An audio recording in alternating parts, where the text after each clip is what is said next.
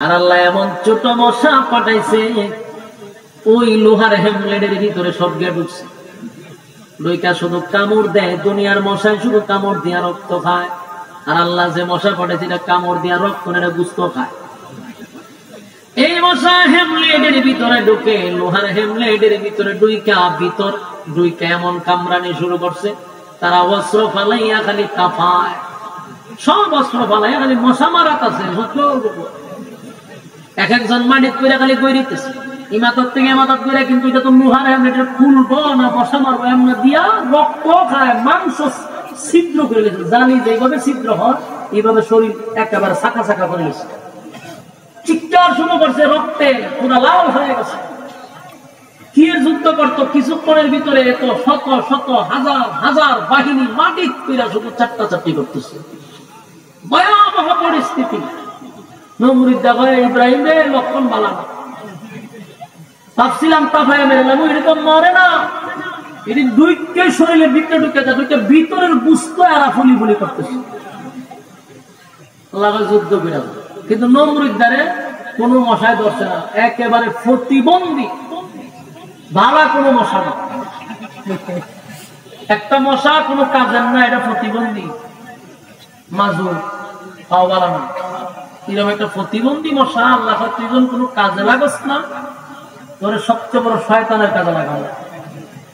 এই প্রতিবন্ধী মশা সে নমরুদের জায়গা মতো গেজন বসছে, আল্লাহ যে বড় বড় ছিদ্র দেখা যায় এটাতে ঢুক, মানে তার নাক দিয়া ঢুকে গেছে, শ্বাসের সঙ্গে ডাইরেক্ট দুইটা মগজে গিয়ে বসে গেছে। বলুন মশা যদি মগজে বসে অবস্থাটা কি হবে? মগজে বৈশা এরপরে তার ইনসুলিন যে একটা সুই আছে এটা ঢুকাই দিচ্ছে। মশা যদি মগজে কামড় দেয় অবস্থাটা কি হবে? নমরুদের কয়েকটা লাভ দিয়ে উপরে উঠে আর মাথার তাপায়, উপরে উঠে আর মাথার তাপায়, এত তাপানি তাপাইতে মশায় সুজ আর বাইর করে না। ভয়াবহ পরিস্থিতির দিকে নমরুদ করছে মোহাম্মদ ছিল। এমন ব্যথা শুরু হয়েছে, অস্থির হয়ে গেছে, লাফাইতেছে, কিন্তু ব্যথা কমে না। অন্যদিকে তার বাহিনী যা ছিল সবগুলার জালি জালি করে গেছে মশায় কামড়ে।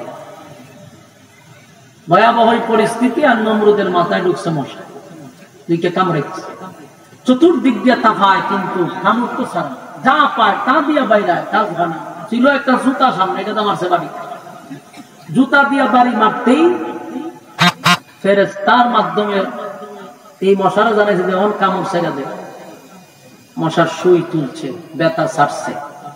নমরুদের চিন্তা করে গেল যে জুতা দা বাড়ি দেওয়ার পরে ব্যথা ছেড়ে দিল। এত কিছু দিয়া মাথায় বাড়িলাম, এত কিছু দিয়া তাফাইলাম, ব্যথা ছাড়লো না, জুতা দা বাড়ি দেওয়ার ব্যথা ছেড়ে দিচ্ছে।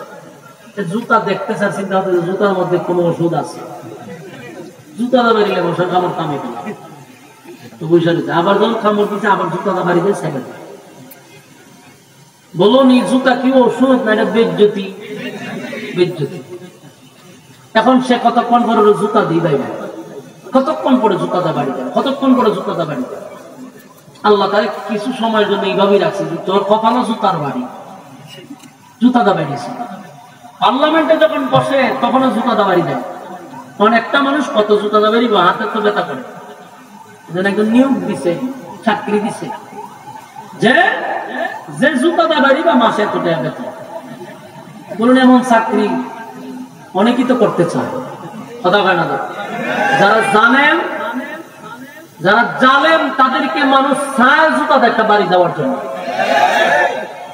সুযোগ পাইলে টিকিট দিয়া দিবে। অলরেডি দিয়া দিছে কিনা এটা তো আপনারা 5 আগস্ট দেখছেন।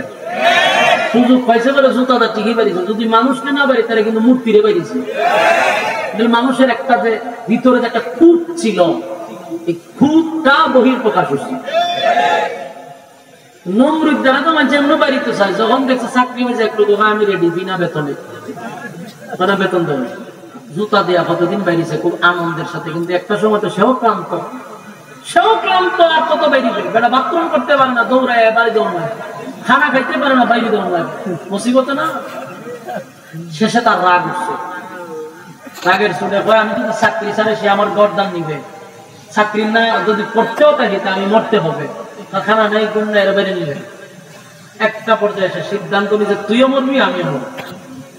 জুতার একটা মুগুর লয়ে বইছে, যে কইছে বাড়ি দে, জুতার একটা মুগুর দেয়, এমন জুড়ে বাড়ি দিছে।